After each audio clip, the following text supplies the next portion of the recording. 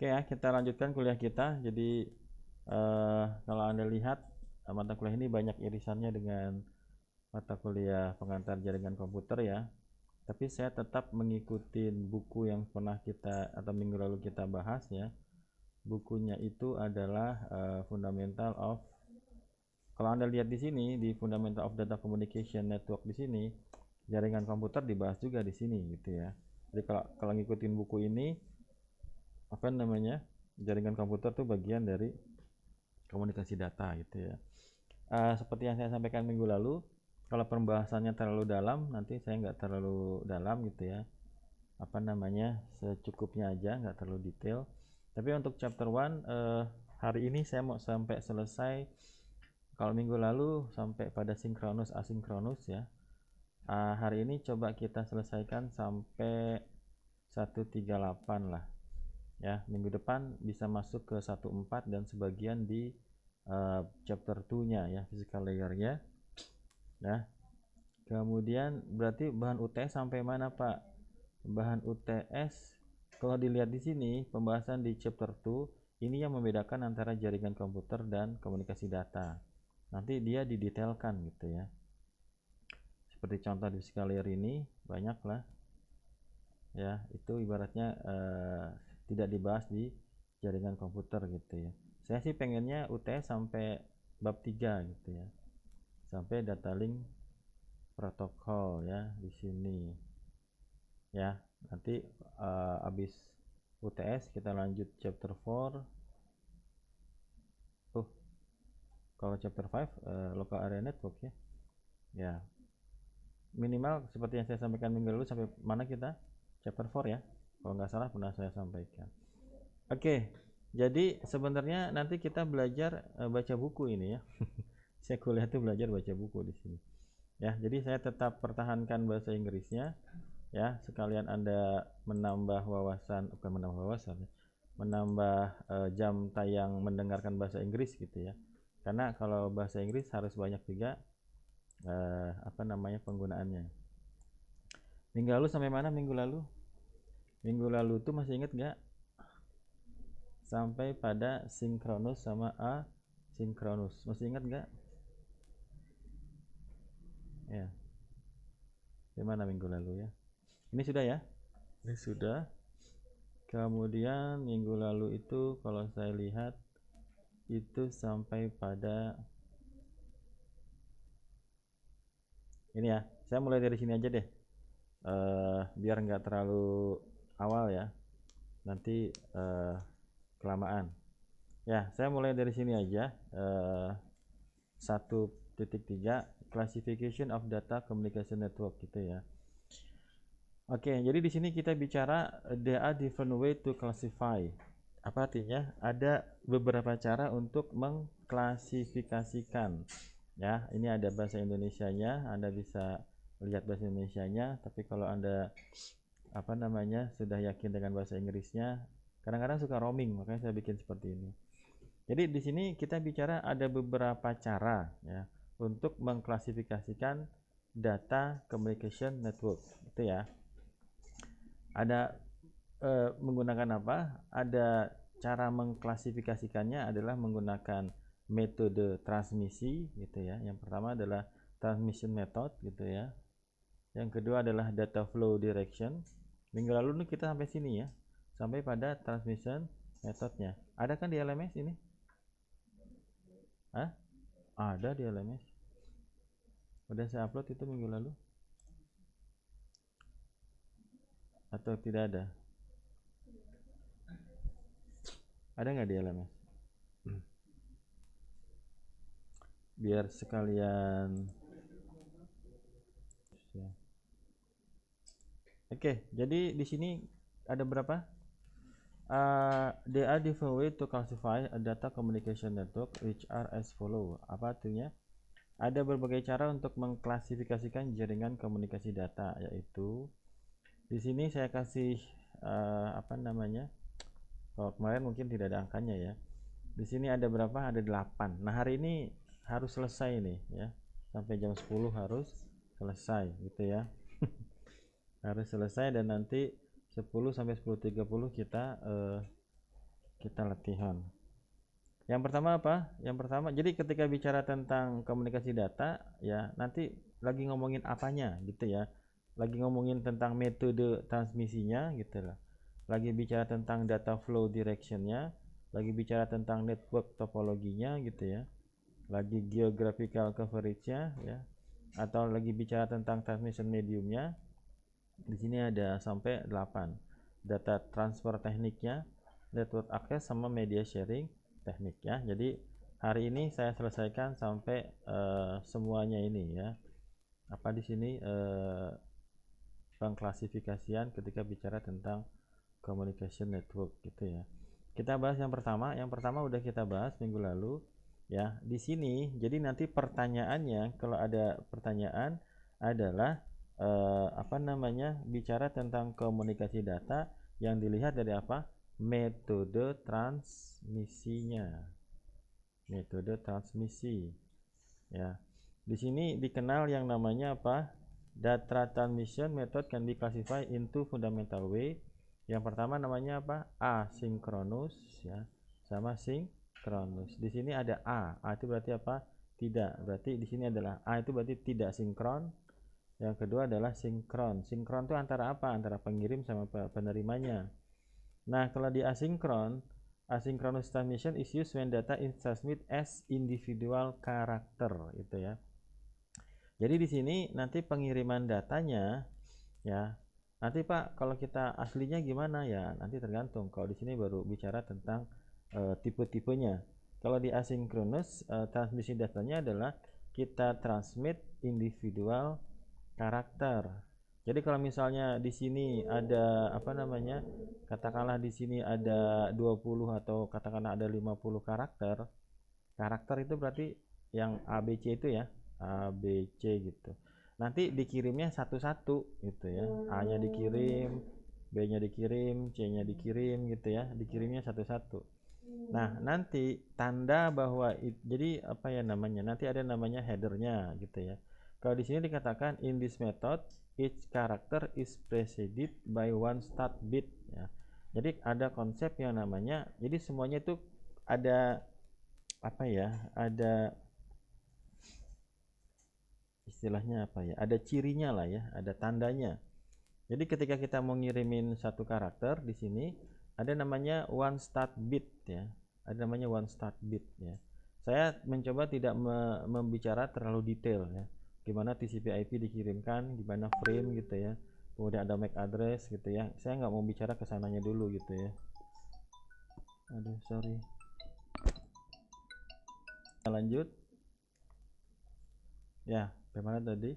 Jadi sini kita bicara apa? Ketika mengirimkan 50 karakter, maka setiap karakternya dikirimkan. Tapi nanti ada apa namanya? Ada one start bit gitu ya. Sama ada one or two stop bit ya. Jadi ibaratnya gini. Misalnya karakter itu misalnya kita ngomongin A deh ya. Kita mau ngirimin A. A ini sebenarnya ketika dikirimkan juga kan bukan A ya. Tapi dalam format apa? Dalam format ASCII. Udah pernah ada jelasin ASCII belum? Sudah paham ASCII? ASCII itu apa? ASCII itu adalah representasi dari, jadi sebenarnya kan komputer itu hanya paham 0 dan 1 ya. Jadi komputer itu hanya 0 dan 1, pahamnya cuma 0 dan 1. Nah, dari 0 dan 1 ini nanti misalnya kalau kita butuh, ini kan apa namanya, keyboard ini kan ada A, ada B, ada C gitu ya. Ada berapa kombinasi gitu ya. Nah, katakanlah dengan 7 bit saja gitu ya, 7 bit saja, maka kita sudah bisa merepresentasikan semua karakter yang ada di keyboard ini ya, pakai shift, pakai macam-macam gitu ya. Konsepnya mungkin udah saya jelasin juga di mata kuliah dasar-dasar Linux ya. Kalau 1 bit ya, maka ada berapa kondisi? Ada 2. Kalau enggak 0 dia 1. Kalau dia 2 bit, maka dia rumusnya adalah 2 pangkat 1 ya. Kalau 2 bit berarti 2 pangkat 2. Berarti berapa? 00, 01, 10, 11. Kan kondisi yang berbeda ya. Kondisi yang berbeda. Ya, kalau 3 bit ya, berarti berapa? 2 pangkat 3. 2 pangkat 3 berapa? 8. Berarti berapa? 000, 001, 010, 011, berapa lagi? 100 101 110 111 8 kan. Nah sekarang kalau saya bilang oh ini A ya, 00 ini adalah A, ini B ya gitu ya, ini C ya gitu, ini D ya, ini E gitu ya. Kita kan nanti ini F gitu, ini G, ini H gitu. Nanti yang I nya gimana Pak? Maka kurang panjang tuh, kurang panjang. Maka dibuat nanti ada lagi namanya Unicode ya. Kalau Unicode dia sampai masuk huruf Arab, huruf Kanji, huruf Thailand, macam-macam di situ masuk. Itu Unicode karena dia 2 byte ya. Kalau ASCII itu sebenarnya 7 bit ya. ASCII itu 7 bit. Tapi orang biasanya bilang 8 bit gitu ya, 1 byte gitu. Jadi kalau di ASCII table di sini mana yang bagus ya? Nah, coba yang bagus. Mana yang bagus? Mana yang bagus? Oke, coba dilihat. Tapi di sini tidak ada yang 00-nya ya. Ya sudah. Lihat yang misal, nah ini ya, ini adalah ASCII ya, ini adalah ASCII. Tapi kalau dilihat Pak, mana yang 000-nya Pak? Yang 00-nya Anda lihat yang ini nih, yang hexa nih. Hexa ini, misalnya mana nih? Ini ya. Misalnya mana A besar nih ya. Ini kan A besar nih. Ini kodenya dia 41 nih. 41 dalam apa? Dalam hexa ya. Ya, kalau A kecil mana? A kecil adalah 61 dalam hexa.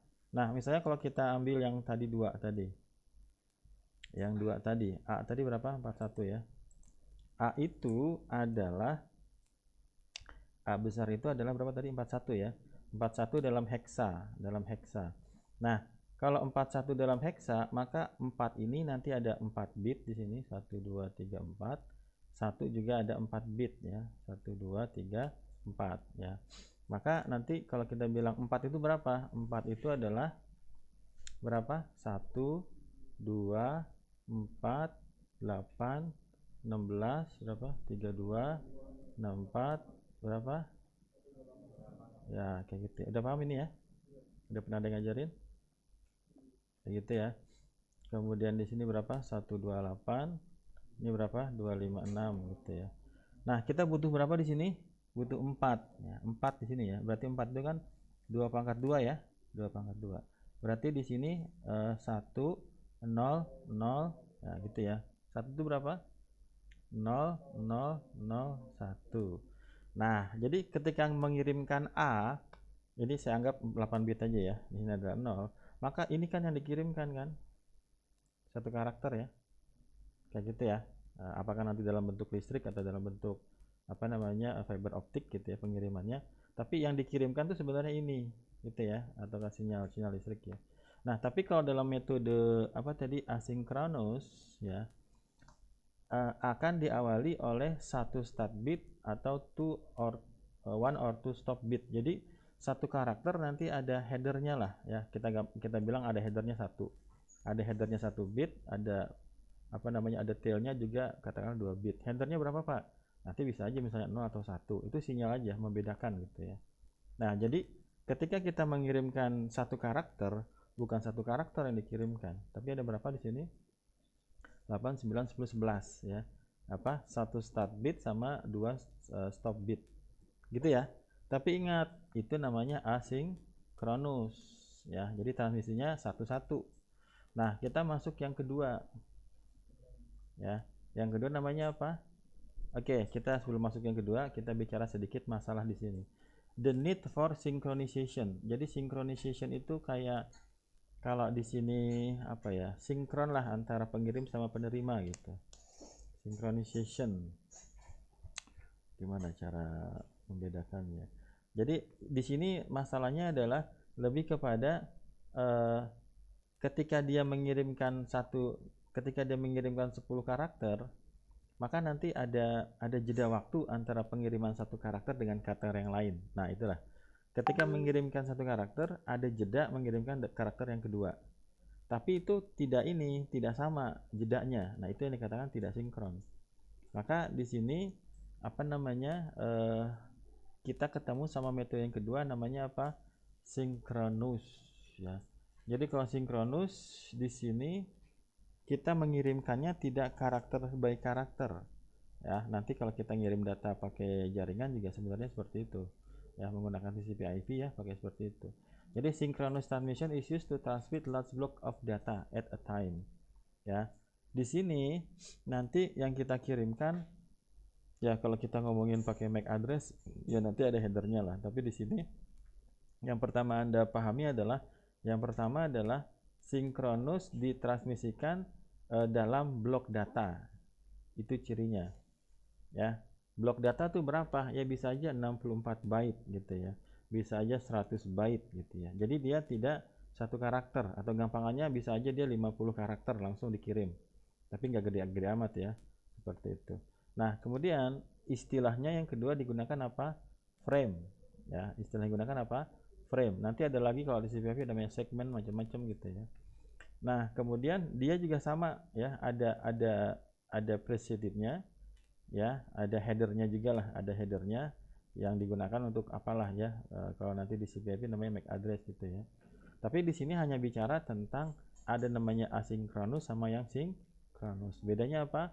Bedanya pertama, kalau asinkronus karakter per karakter, kalau sinkronus satu block of data gitu ya. Oke. Nah, kita lanjut aja deh di sini. Tadi saya kepotong ya. Oke, itu adalah kuliah kita minggu lalu ya. Nah, ini gambarannya. Jadi kalau ini adalah yang pertama apa? Asinkronus yang atas ya. Ini adalah asinkronus. Asinkronus ya. Yang kedua adalah sinkronus ya. Nah, kalau asinkronus ini karakter, ini start bitnya, ini stop bitnya. Nah, ini ada interval waktunya.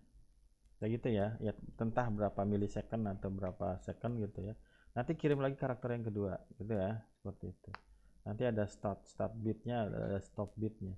Nah, tapi kalau yang apa namanya, kalau yang sinkronus ini yang dikatakan sebagai block of data.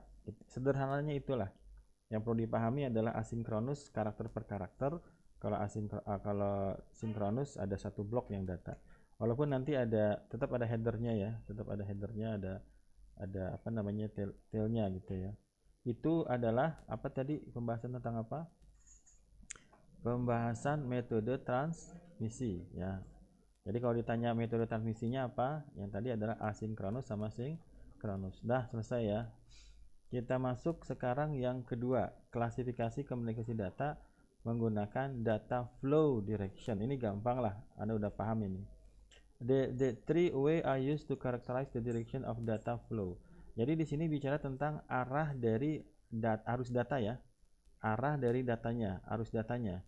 Yang pertama apa? Yang pertama adalah simplex ya. Yang kedua apa? Half duplex. Yang ketiga apa? Full duplex. Ya, data flow direction. Jadi di sini bicara ketika data dikirimkan arahnya kemana aja. Yang pertama namanya adalah simplex.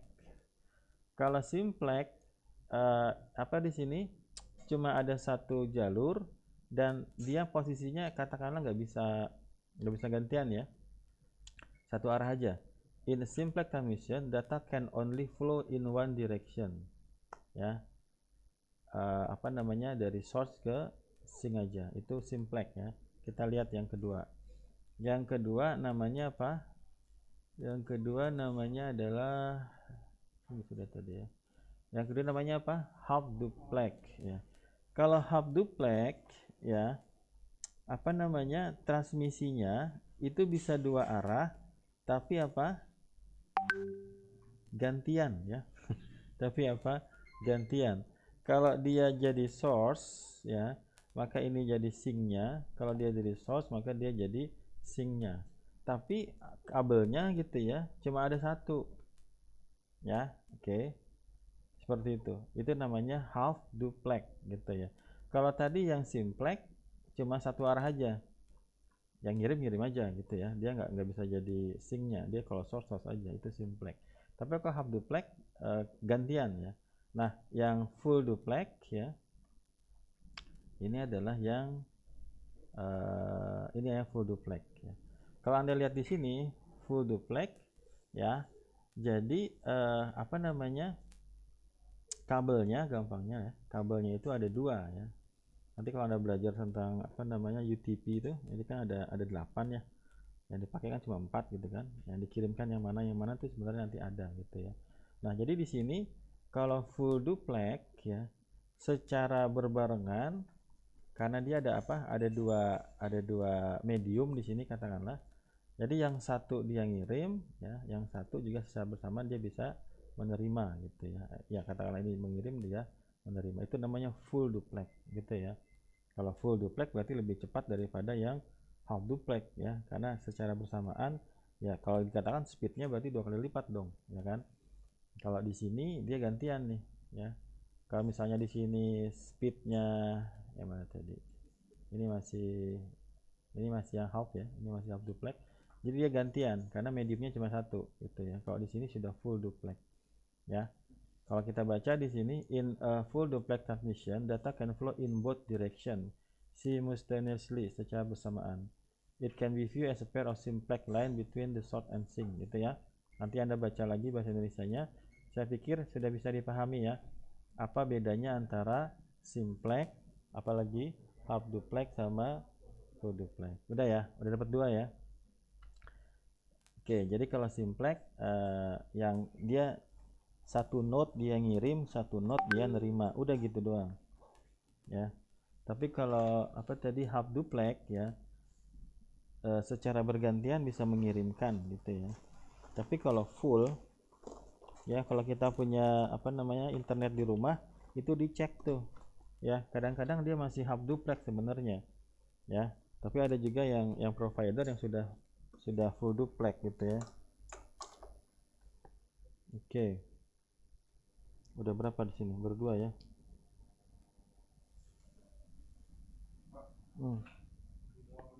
J, monggo ya. Kita break di sini. Kok break Pak? Mana tadi? Udah berapa menit? Ya, kita potong di